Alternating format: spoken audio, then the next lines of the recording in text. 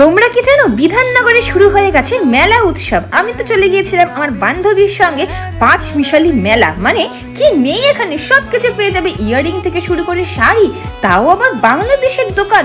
Dubai থেকেও কিন্তু এসছে দোকানদারেরা এখানে প্রোডাক্ট বিক্রি করতে।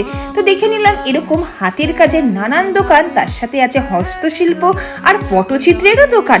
লাইটগুলো কিন্তু ভারী সুন্দর, বাড়িতে সুন্দর ইন্টেরিয়ার থাকলে এরকম একটা কিন্তু ওয়েলকাম বোর্ড ঘরে ঝুলাতেই পারো। তারপর দৌড়ে দৌড়ে চলে গেলাম খাবারের দোকানে। আহা, এরকম একটা পাপড়ি চাট টপ করে নিয়ে মুখে ঢুকিয়ে দিলাম। তারপরে বান্ধবী গেল শাড়ির দোকানে।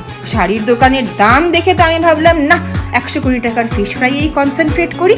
এটাও কিন্তু দারুণ ছিল। তারপরে গেলাম বিদেশ সব ইম্পোর্টের জিনিসের দোকানে। এখানে দাদারা কিন্তু বেশ ভালো ব্যবহার করে জিনিসপত্র বিক্রি করছে, আর বেশ ভালো দামেও। আমি ভাবলাম না বাবা, দোলনাতে দুলেই একটু মন শান্তি করে বাড়ি যাওয়া যাক। Tata, bye bye.